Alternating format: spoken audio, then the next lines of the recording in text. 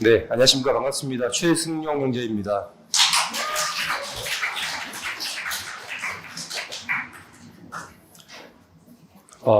정말 부담스러운 자리 맞네요, 정말로.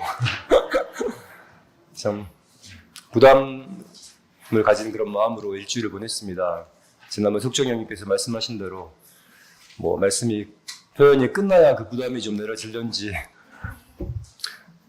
지난주에도 우리 미나자매가 다 말씀했지만, 이제 저희 안다미로에서 이제 한 주 동안 이번엔 출애굽기 2장을 가지고, 서로 공부하고 묵상하고 했던 그런 내용들을, 지난주 일요일 날 안다미로 모임에서 서로 교제를 통해서 나누었습니다. 그리고, 또 월요일 날, 석정 형님과 또 1대1로 전화 통화를 통해서, 또 한번 이렇게 코치를 받고 이렇게 이 자리에 섰습니다. 그래서 제가 그 안다미로의 그 마음과 또 석정 형님의 그 마음을 가지고 표현해 볼까 합니다. 출애굽기 2장은 사실 성경 읽어보지 않아도 너무나 유명한 부분이고 또 많은 영화나 여러 이야기들을 통해서 익히 다 알고 계신 부분입니다. 그래서 오늘은 그 부분에 대해서 어떻게 표현하면 좋을까 좀 생각을 좀 많이 해보긴 했는데 잘 될런지는 잘 모르겠습니다. 출애굽기 하면은 여러 가지가 떠오르실 텐데 일단은 모세 그리고 좀 더 지나서 10가지 재앙 그리고 홍해가 갈라지는 그런 장면. 그래서 결국 이스라엘 백성이 출애굽을 해서 하나님께서 약속하신 그런 땅으로 가는 그 거대한 이스라엘 백성의 구원의 이야기가 출애굽기 아니겠습니까? 그래서 저는 오늘 그 출애굽기 2장을 좀 다른 시각에서 좀 이야기해 볼까 합니다. 2장을 다 설명할 수도 없고 그래서 그 출애굽기 2장의 주인공은 누구라고 생각하십니까? 이제 모세가 태어나니까 모세가 주인공일 수 있고 출애굽기 전체로 봤을 땐 당연히 모세가 주인공이겠지만 이제 저는 오늘 표현할 때 그 모세보다는 모세를 살려낸 여러 여인들을 오늘 좀 주인공으로 삼고 그 여인들을 통해서 흘러나오는 그 긍휼에 대해서 말씀 좀 드리고 싶습니다. 여러 여인들이 나오잖아요. 이제 1장에는 2명의 산파부터 시작해가지고 이제 2장에서는 모세 어머니 그리고 모세 누이 미리암 그리고 가장 하이라이트 장면인 바로의 딸 말고도 뒤로도 또 자기 아내도 나오고 이렇게 할 텐데 그런 여인들에게서 나오는 그 공통적인 그 마음이 무엇일까? 바로 이제 그 연민이라고 할 수 있죠. 근데 연민은 이제 불쌍히 여기는 그런 마음을 말합니다. 보통 측은지심이라고 이야기하잖아요. 되게 안타까워하는 그런 마음. 사람이라면 누구나 그런 마음을 가지고 있습니다. 아이고 안 됐다. 아이고 불쌍하다. 이런 연민을 다 가지고 있는데 그 연민에 이제 하나님의 마음까지 좀 더 보태지면 이제 긍휼이라는 그런 단어로 저는 좀 생각해 봤습니다. 그래서 그 긍휼이 이제 연민보다는 좀 더 이제 행동으로 연결될 수 있다. 좀 확장성을 갖고 있는 것 같습니다. 그래서 제가 이제 오늘 말씀 제목을 모세를 살린 여인들의 긍휼이라고 한번 정해봤습니다. 이제 차근차근 그 여인들에 대해서 한번 표현을 해보겠습니다. 그 출애굽기 1장에 그 지난번 다 나왔지만 그 이스라엘 백성이 애굽에서 크게 번성합니다. 바로가 너무 이제 걱정을 하죠. 그래서 또 혹독하게 강제 노역을 시키기도 하고 했지만 힘들면 힘들수록 이스라엘 백성들이 더 번성합니다. 그래서 결국은 바로가 히브리 여인에서 나오는 그런 아들들을 다 죽이라고 이렇게까지 이제 명령을 내리시죠. 그런데 이제 이런 바로의 명령에 대해서 이제 하나님이 생명을 살리시는 그런 과정을 보니까 그거에 대응하기 위해서 그 바로와 비슷하거나 더 강한 그런 힘으로 상대를 한 게 아니었더라고요.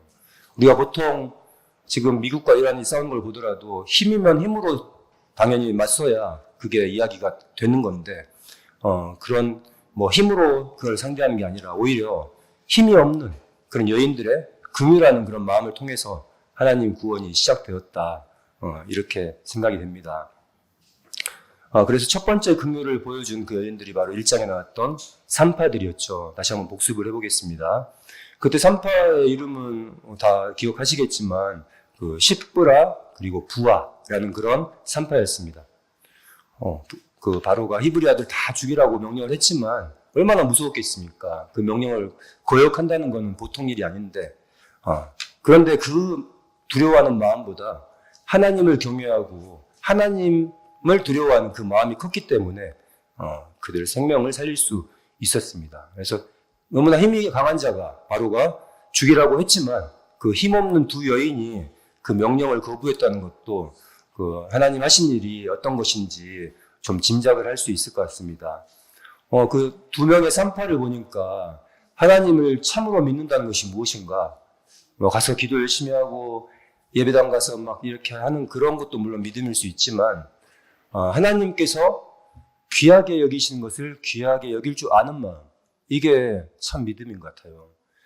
내가 아무리 좋은 마음이 있다 한들 그게 하나님의 마음과 또는 내가 아무리 좋다고 해서 그 형제자매들이 생각하는 그런 마음과 그게 다르다면 그거는 참으로 믿는다고 하는 그런 마음이 아닌 것 같아요. 그래서 하나님이 생명을 귀하게 여기실 때 우리도 생명을 귀하게 여길 줄 알고, 또 하나님이 약한 자를 돌보실 때 우리도 약한 자를 돌보고, 하나님이 긍휼을 베푸실 때 우리도 긍휼이 흘러나가는 어떤 이런 게 정말 하나님과의 참 관계, 하나님을 참으로 믿는 어떤 그런 삶이 아닌가 싶습니다.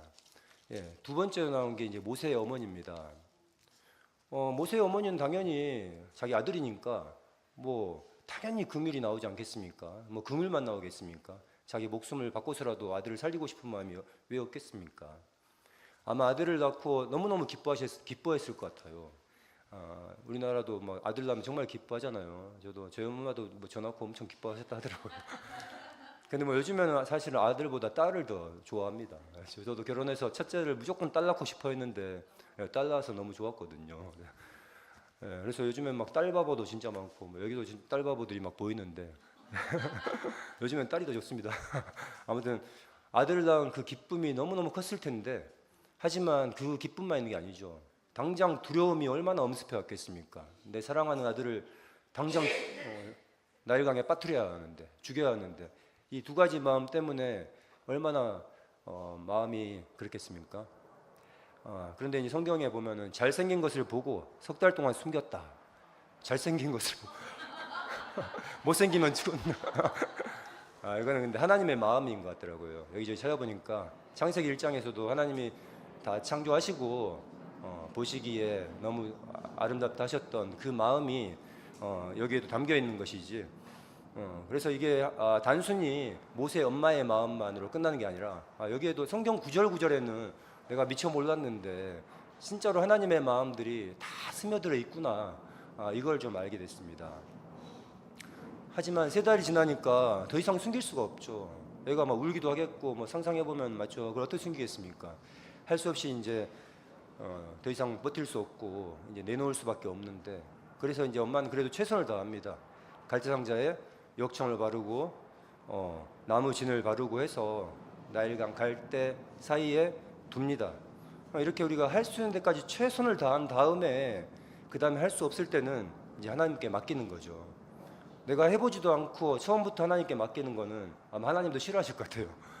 우리가 할 수 있는 최선을 다해서, 특히 뭐 우리가 최선을 다한다는 말이 나쁜 말이 아니지 않습니까? 사람 관계에서도 최선을 다하고 잘하려고 노력하고, 그래도 안 되면 어쩔 수 없겠지만 어쨌거나 모세의 엄마는 이렇게 최선을 다해서 할 수 있는 데까지 해보고 더 이상 어떻게 할 수 없을 때 이제는 하나님의 긍휼에 맡기는 그런 처지가 됐습니다. 그래서 하나님은 그 모세 엄마가 이렇게 나일강에 띄운 그 작은 상자, 이제 그 작은 상자를 통해서 이제 구원의 역사를 계속해서 이어가게 된 것이죠. 그 다음 나오는 여인이 바로 모세의 누이입니다. 미리암이죠. 그래서 어머니가 이제 모세의 아이를 강물에 딱 띄웠는데 이제 누나가 시키지도 않았을 것 같은데 엄마가 시켰을까요? 아무튼 집에 가지 않고 딱 숨어서 어떻게 되는지를 알려고 멀리 섰습니다 라는 성경 구절이 있지 않습니까? 그러니까 누나도 어떻게 할 수가 없잖아요. 곧 자기 동생이 죽을 수도 있는 그런 상황인데 아무튼 간에 사랑과 관심을 가지고 어쨌거나 뒤에서 안타까운 마음으로 멀리서 이렇게 지켜보고 있었죠. 그러니까 누군가를 사랑한다는 것이 이렇게 내가 어떻게 해줄 수는 없지만 이렇게 멀리서 지켜보는 거, 이게 사랑 아니겠습니까? 이제 부모로서 자식들과 이렇게 헤어지는 여러 상황들이 생기고 눈물을 막 흘릴 때가 오지 않습니까? 아들이 이제 군대 입대할 때 훈련소에 들어가면서 더 이상 어떻게 할 수 없대 울잖아요. 저는 아직 그런 경험을 못 해봤고 훈련소는 들어가봤지만, 그리고 또 학교에 있으면은 이제 1학년 애들 있잖아요. 입학하고 막 교문 들어가면 엄마도 막 울어요, 진짜로. 물론 다 그런 건 아니지만은 그게 뭔지 모르겠지만 아무튼 저는 잘 모르겠습니다. 아무튼 그리고 또 저도 장차 이제 딸이 결혼을 할 건데 또 결혼식장에서 보니까 아빠들이 또 많이 우시더라고요. 어떻게 할 수가 없잖아요, 그 상황에서는. 멀리 지켜볼 수밖에 없는. 참 미리암도 물론 그런 것보다는 훨씬 큰 마음이겠지만 이렇게 멀리서 그런 마음을 가지고, 긍휼하는 마음을 가지고 동생이 어떻게 될까, 어떤 수가 없을까 끝까지 포기하지 않고 어쨌거나 이렇게 지켜보고 있었을 겁니다. 그때 마침 그때 지나가던 목욕하러 온 그 바로의 딸, 그 바로의 딸이 아이를 발견하고 이제 아기가 울기 시작합니다. 그 타이밍에 이제 누나가 딱 나서는 거죠. 너무나 지혜롭지 않습니까?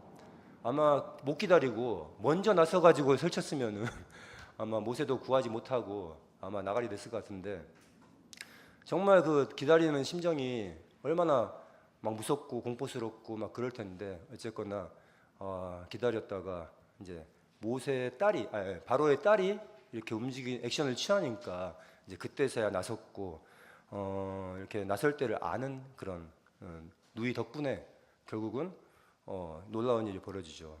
결국 모세가 원래는 죽을 수밖에 없는 그런 운명이었습니다. 그 강에 뭐 떠내려가다 보면 언젠가는 뭐 뒤집어지기도 하고 할 거 아니겠습니까?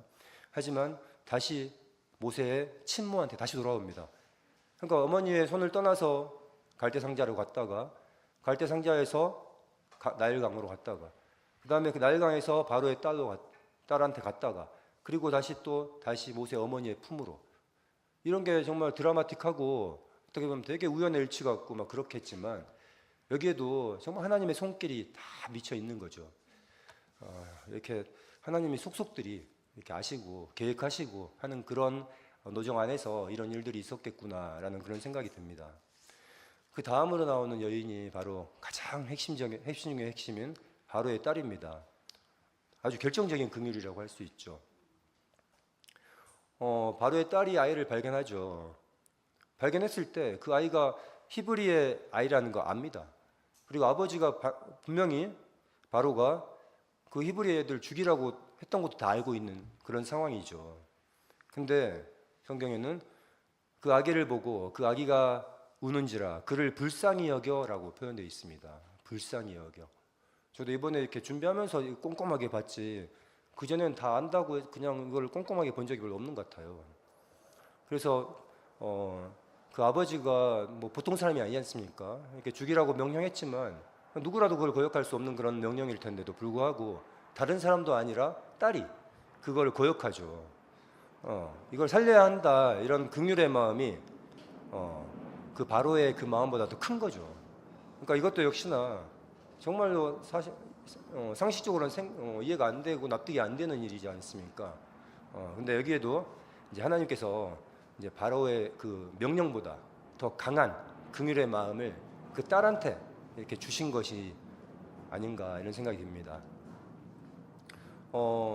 그래서 이렇게 하나님께서 출애굽 역사를 시작하실 때 아까도 말씀드린 것처럼 거대한 군대를 준비하셨다거나 뭐 이런 게 아니라 이렇게 한 생명을 불쌍히 여기는 이런 연민의 마음, 긍휼의 마음, 이런 마음으로 이런 그 출애굽의 역사를 준비를 하신 겁니다. 그래서 이 긍휼이라는 마음이 아주 크게 와닿더라고요. 이 긍휼이라는 것은 앞서 말씀드린 것처럼 감정으로 끝나지 않습니다. 긍휼은 불쌍하게 생각하는 그 마음으로만 그치지 않고 항상 이렇게 어떤 행동으로 다 이어졌습니다. 제가 앞에서 말씀드린 여인들도 보시면 산파는 어떤 행동을 했냐? 아이들을 살렸죠. 목숨 걸고 아이들을 살렸습니다. 또 어머니는 당연히 어머니겠지만 어쨌거나 아이를 목숨 걸고 숨겼습니다. 또 누나도 멀리서 지켜보다가 또 지혜로운 행동을 했고, 바로의 딸 역시 또 자기도 아버지가 그 명령을 내렸음에도 불구하고 그 아이를 데려가 키웠습니다. 자기 아들로 삼았습니다. 그래서 이 긍휼이라는 것은 그 상대방의 아픔이 내 마음까지 들어가 가지고 그러면 내가 어떻게 하면 될까? 내가 어떻게 도와주면 될까? 이런 마음이 내 안에서 생기는 거죠. 그래서 이렇게 행동으로 연결이 되는 것 같습니다. 우리 교회도 가만히 보면은 이렇게 곳곳에서 이렇게 작거나 크거나 그게 중요한 게 아니라 이런 긍휼하는 마음으로 형제자매를 살리시는 분들이 너무너무 많은 것 같습니다. 사실 교회를 온다는 것이 쉬운 일이 아니잖아요. 특히 우리 교회 생활이라는 것은 우여곡절이 참 많았고 순탄치만 않은 그런 시간들이었는데, 참 이렇게 이 자리에 앉아가지고 저 역시도 이 자리에 앉아서 이렇게 이 말씀을 표현한다는 거, 이때까지 과연 내가 내 스스로 내 마음 가지고 내가 좋은 것을 따라서 왔었으면은 과연 내가 이 자리에 앉을 수 있을까? 라는 생각이 듭니다. 아마 예전부터 돌아가야 되겠죠. 제가 처음에 어쨌거나 예전 교회 생활을 시작할 때부터 지금까지 순간순간 저에게 수많은 그런 긍휼을 베푸신 그런 분들 덕분에 저는 지금 여기에 앉아 있을지도 모르겠습니다. 아니요, 분명히 그렇습니다.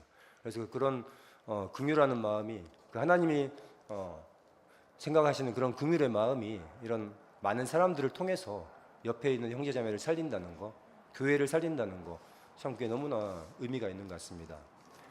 출애굽기는 창세기랑은 좀 다른 것 같아요. 창세기는 되게 개인적인 일이잖아요. 어떤 가족 이야기가 많고, 근데 출애굽기는 결국은 하나님의 성막을 짓는 이런 공동체 생활이라고 할 수 있죠. 우리 교회가 요즘에 되게 공동체 생활에 대해서 많이 이야기를 하고 있는데, 그래서 출애굽기라는 것이 단순하게 이스라엘 백성들이 애굽에서 탈출한 이야기가, 단순한 그런 이야기가 아닙니다. 그 탈출시켜가지고 하나님께서 이스라엘 백성을 그래 이제 자유롭게 살아라, 이게 아니잖아요. 그냥 그대로 내버려 두지 않고 그 하나님 백성으로 세우셔가지고 성막을 만들게 하시죠. 왜요? 왜냐하면 하나님께서 그들과 함께 거하시기 위해서요. 그래서 그러려고 구원을 하신 것이죠. 애굽에서 노예로 살던 사람들을 불러내가지고 하나님 백성으로 만드시고 하나님이 그들 가운데 거하시는 공동체, 하나님 나라로 만드신 것이죠. 그렇다면 우리한테 교회는 무엇인가? 역시 마찬가지인 것 같아요. 하나님께서 우리 한 명 한 명, 한 사람 한 사람을 어딘가에서 다 불러내셨습니다. 뭐 누굴 따라올 수도 있고 뭐 여러 가지 이유로 인해서 이렇게 왔겠지만 어쨌거나 지금 현재 하나님께서 거하시는 그런 공동체인 그런 교회를 이루시려고 우리를 다 부르셨다라는 생각이 듭니다. 뭐 정도만으로도 교회 생활하기에 저는 충분할 줄 알았거든요. 그런데 내 피로를 채우려고 이렇게 많은 사람들을 과연 불렀을까? 진짜 그건 아닌 것 같아요. 그래서 교회도 결국은 하나님께서 우리와 함께 하시려고 이렇게 많은 사람들을 모아가지고 이렇게 공동체를 이루신 거다라는 그런 생각이 더 이걸 준비하면서 더 확실하게 이렇게 생각이 들었습니다. 그래서 우리는 교회에서 그래서 이제 서로 돌보고 긍휼하는 마음으로 서로 돌보고 사랑하고 함께 살고 뭐 서로 긍휼을 같이 나누는 것이 교회가 아닌가, 이런 생각이 들어서 저도 할 수만 있다면 더욱 그런 마음이 행동으로 이어질 수 있도록 더 그렇게 살고 싶습니다. 그 모세를 살린 여인들에 대해서 쭉 말씀드렸는데 그 모세를 살린 여인들을 다시 한번 생각해 보면은 그런 일들을 할 때 과연 장차 뭐 하나님이 구원을 하시는데 내가 쓰이나 이런 생각을 했을까요? 그런 거 전혀 생각 못 하고 그냥 단순하게 엄마는 우리 애기니까, 내 아들이니까 당연히 살리겠다, 이런 안타까운 마음, 그 누나도 동생을 지키려는 마음, 바로의 딸도 애기가 울고 있으니까 얼마나 불쌍하냐, 그 불쌍한 마음으로 이렇게 긍휼하는 마음이 생겨서 어쨌거나 이렇게 했지만, 근데 하나하나를 보면은 정말 작다라고, 작은 행동일 수도 있거든요. 당연한 행동일 수도 있고. 그런데 하나님께서는 이런 작은 행동들을 다 연결하셔가지고, 그런 작은 긍휼들이 결국은 이스라엘 구원의 역사로 이렇게 이어졌다라고 생각이 될 수밖에 없습니다. 이 부분이 우리에게도 현 시점에서 너무나 중요한 메시지 같아요. 우리가 늘 하는 작은 관심들, 작은 사랑들, 또 작은 헌신들, 이런 것들이 우리가 장차 어떻게 얼마나 큰 일을 이루어낼지 모릅니다. 그냥 당장 눈앞에 보이는 그런 형제에 대한 관심, 형제에 대한 사랑, 이런 걸로 우리는 하고 있잖아요.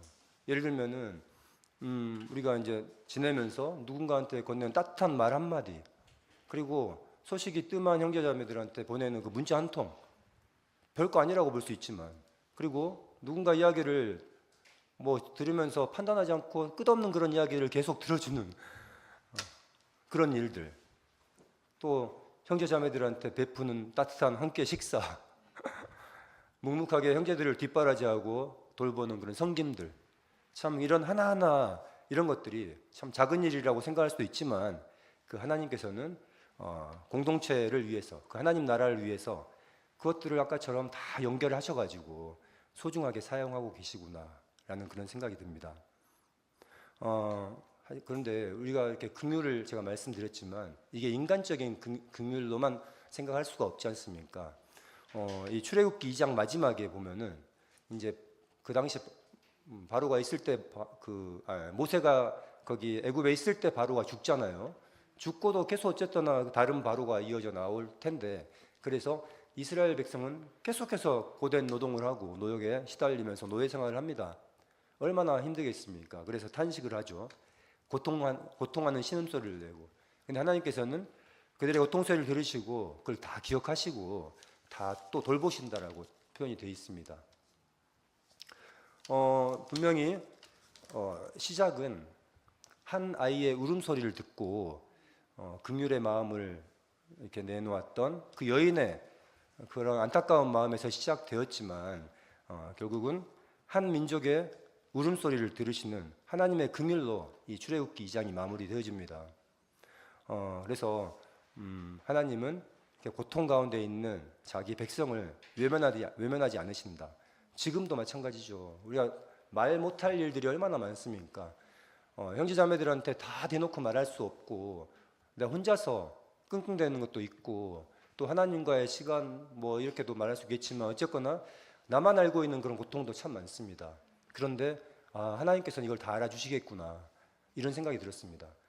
그러니까 얼마나 내가 마음이 든든해지고, 또 교회 와서 형제자매들과 함께 또 여러 가지 소통을 하다 보면은 또 금세 또 마음이 옮겨지기도 하고, 그래서 정말 구체적인 그런 공동체 생활을, 하나님의 나라 생활을 지금 하고 있다라는 생각이 들어가지고, 내가 지금 그냥 사는 줄 알았는데, 그게 아니라 이 하나님이 원하시는 그런 이스라엘 백성들이 궁극적으로 해야 될 그런 생활을 내가 지금 하고 있구나 라는 생각이 드니까 너무 감사하더라고요.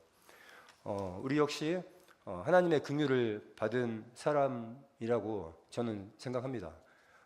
긍휼을 내가 완전해서 구원을 받는 것도 아니죠. 또 내가 뭔가를 잘해가지고 사랑받는 것도 당연히 아닙니다. 하나님께서 우리를 긍휼히 여기셨기 때문에 내가 하나님의 백성이 된 것이죠. 아까 말씀드린 것처럼 그런 긍휼이 없었다면 제가 이 자리에 없습니다. 내 노력으로 내가 뭔가 알아채가지고 저는 그런 사람이 못 됩니다.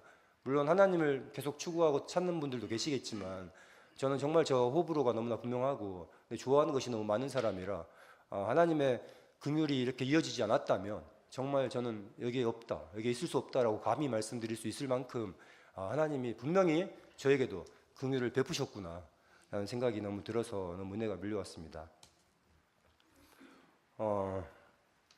안다미로 이야기를 조금 하고 싶습니다. 안다미로가 지금 교회가 3년이 넘었으니까 안다미로도 3년이 넘었겠죠. 그동안 안다미로가 시작돼서 형태도 바뀌고 구성원도 바뀌고, 그리고 그 흘러가는 그런 모든 것들이 다 바뀌어왔습니다. 처음에 우여곡절이 있었고, 지난번 희수형님이 말씀하셨던 그런 걱정스러운 일들이 초창기에 있었습니다. 지금은 그때와는 너무나 달라진 그런 자리로 지금 옮겨졌는데, 저는 이제 안다미로가 그런 많은 과정을 단체적으로 겪으면서 이제는 우리의 의지와 상관없이 앞으로 1년 이상을 수요일 날 이렇게 출애굽기를 표현하는 그런 기회를 안다미로한테 안다미로가 얻게 되었다. 이런 생각을 하니까 진짜로 안다미로에게 속속들이 하나님의 긍휼이 미치지 않는 게 없구나라는 생각이 들었습니다. 참 그동안 많은 일이 있었거든요. 뭐 다툼도 있었고 왔다가 실망하고 가시는 분들도 계셨고 또 우리끼리도 아무튼 되게 다양하게 많은 생각들 좋지만은 않았습니다. 그런데 그 하나라도 버려질 게 없었다라는 생각이 듭니다. 그런 시간들이 없었다면, 그런 시간들을 통해서 하나님의 긍휼이 구체적으로 우리에게 미치지 않았다면 지금 우리가 어떻게 이 귀한 시간에 이 어설픈 말로 이렇게 수요일 날 교회를 대표해서 하나님을 말씀을 선포할 수 있겠습니까? 석정 형님이 전화로 말씀은 선포하는 것이다 라고 해주셨거든요. 그 말에 힘입어서 이렇게 막 합니다. 틀린 말도 있을 수 있고 누가 질문하면 대답을 제대로 할 수도 없는 그런 말들도 있습니다만 말씀은 선포하는 것이다. 당당하게 선포하면 된다. 하지만 부담을 가지고 선포해야 된다. 이런 말씀을 해주실 때 저는 정말 부담이 됐지만 한편으로는 정말 당당한 그런 마음이 생겼습니다. 아무튼 안다미로가 그 하나님의 긍휼로 인해서 그리고 교회 형제자매들, 형님 누님들의 그런 사랑으로 인해서 어쨌거나 이렇게 흘러왔고 지금 이렇게 소중한 그런 기회를 가질 수 있게 돼서 너무나 감사합니다. 교회는 완벽한 사람들이 모인 곳이 아니죠. 저 역시 마찬가지입니다. 다 알고 보면은 다 상처가 많고 실수투성이고 또 때로는 서로에게 상처를 주고받기도 하고 정말 인간적으로 이해하기 힘든 일도 벌어지고 교회인데 왜 이런 일이 벌어질까 하는 그런 일조차 막 생기잖아요. 그렇기 때문에 교회는 긍휼이 필요합니다. 그렇지 않고 완벽한 그런 사람들이 모인 매우 이상적인 그런 곳이라면 하나님의 긍휼은 필요 없습니다. 그냥 우리끼리 으쌰으쌰 해도 충분히 잘 굴러가니까. 하지만 살아보면 다 아시겠지만 진짜 하나님의 긍휼이 필요합니다. 형제자매들의 사랑이 무조건 필요합니다. 그래서 모세를 살린 것도 오늘 교회를 살리는 것도 이렇게 어떤 힘이 아니라 서로를 향한 그런 긍휼이라고 생각합니다. 그래서 저는 이 출애굽기 2장을 보면서 저도 이거를 제일 처음에 할 때는 이걸 어떻게 해야 될까? 안다미로 가서 지난주 했을 때만 하더라도 저는 이 성경을 쭉 처음부터까지 막 풀이를 했었어요. 물론 하면서도 이렇게 해서는 안 되겠다라는 생각을 했죠, 당연히. 근데 어떤 점을 좀 부각시켜서 어떤 점을 좀 집중해서 이렇게 표현하면 좋을까 막막하게 생각을 하고 있었고, 근데 여인들은 좀 꽂혔어요. 그 여인들에 대해서 이야기를 해보고 싶었다. 근데 이제 석정 형님과 통화를 할 때 역시 형님도 비슷한 생각을 말씀해 주셨고, 그리고 연민이라는 키워드를 또 말씀해 주셔서 저는 그 연민의 긍휼에 하는 그런 마음까지 생각해서 오늘 말씀을 좀 준비해 보았습니다. 네, 감사합니다. 네. 기도하고 마치겠습니다. 네, 사랑의 하나님, 이스라엘 백성의 거대한 구원의 이야기는 한 아이의 울음소리를 불쌍히 여긴 한 여인의 마음에서 시작되었습니다. 그리고 하나님께서는 그 작은 긍휼을 사용하여 한 사람을 살리시고 한 사람을 통해 한 민족을 살리셨습니다. 우리가 한 사람을 귀하게 여기고 한 사람의 아픔을 외면하지 않고 한 사람에게 손을 내밀 때 하나님께서는 우리가 알지 못하는 더 큰 일에 우리의 작은 사랑과 긍휼을 사용하실 것입니다. 우리 모두가 하나님의 긍휼을 깊이 경험하고 그 긍휼을 다른 사람에게 흘려보내는 하나님의 백성이 되기를 소망하며 예수님의 이름으로 기도드립니다. 아멘.